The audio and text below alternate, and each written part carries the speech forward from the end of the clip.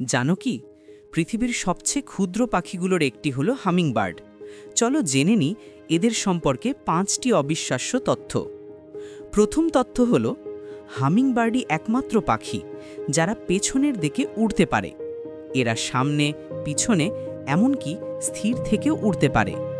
দ্বিতীয় তথ্য, এদের ডানা প্রতি সেকেন্ডে প্রায় 80 বার নাড়ায়, তাই উড়ার সময় গুনগুন শব্দ হয়।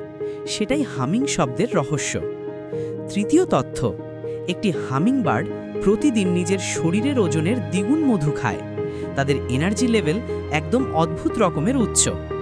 চতুর্থ তথ্য, এই ক্ষুদে পাখিরা 1000 কিলোমিটার পর্যন্ত মাইগ্রেশন করে। একটানা 20 ঘন্টা পর্যন্ত উড়তে পারে কোনো বিশ্রাম ছাড়াই।